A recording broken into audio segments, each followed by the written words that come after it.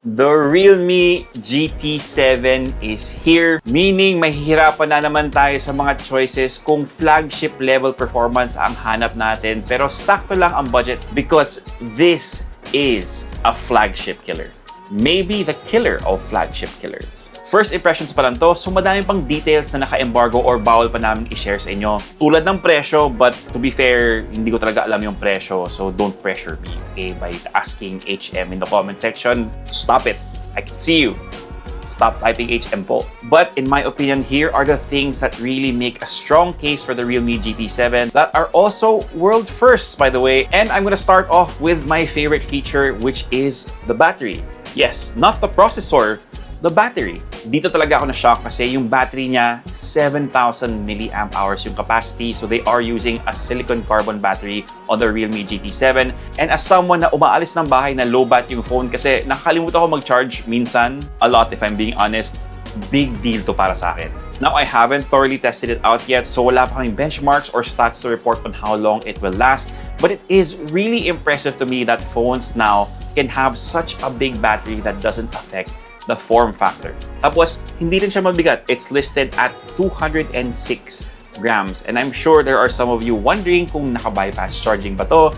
And the answer is yes. Tapos yung charging niya, 120 watts pa. So, dapat perfect to para sa akin kasi pwede ako magkape sa umaga maligo. Tapos, siguro naman full charge na to, 120 watts. That is pretty fast. Okay, the second reason why I think this is going to be a really good contender in 2025 is its processing package. Because under the hood of the Realme GT7 is a MediaTek Dimensity 9400E paired with 12 GB of RAM and 512 GB of UFS 4.0 storage.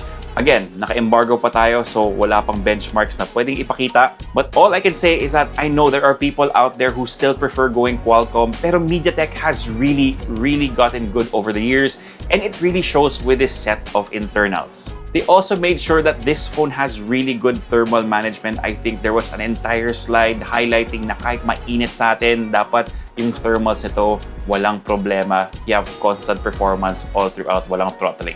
But of course, I'll wait for our resident Genshin and Wuwa expert to be the judge of that kasi sobrang light lang ng mga games na nilalaro ko these days. Now, the third reason is the overall design of the phone. Now, world's first nito because according to Realme, this is the first phone to integrate graphene into its design.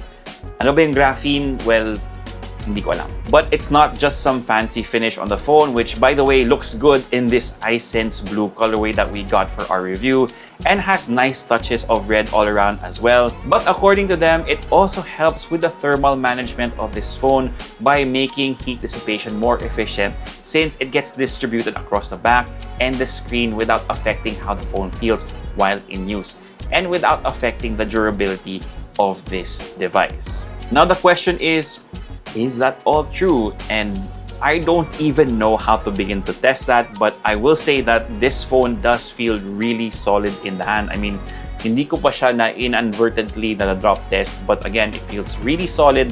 Plus, wala pa naman ako na-notice na umiinit yung phone while under load. So, I guess it works. Now, those are just the highlights of the Realme GT7 and why I think it's such a strong contender as like the killer of flagship killers in 2025.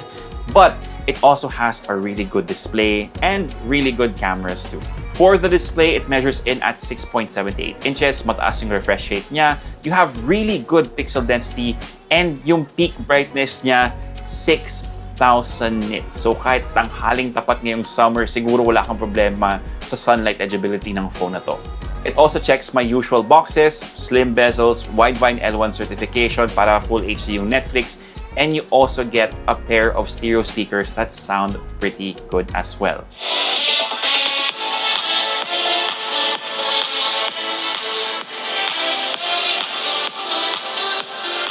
For the cameras, there are a total of 3 on the back, a 50 megapixel main with a Sony IMX906 sensor that also has OIS, a 50 megapixel telephoto camera with 2x optical zoom, and an 8 megapixel ultrawide with a 112-degree field of view.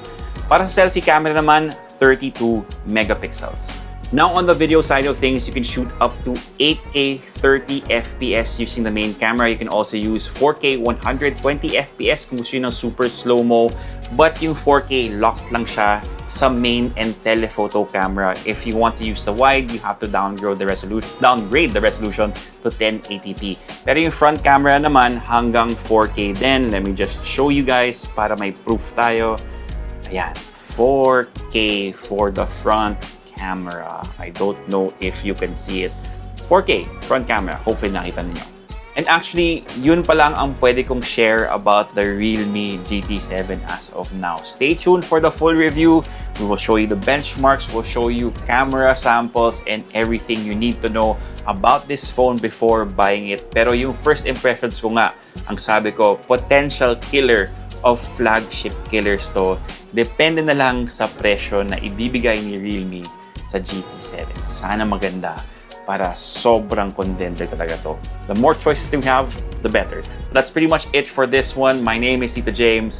Peace and God bless everyone.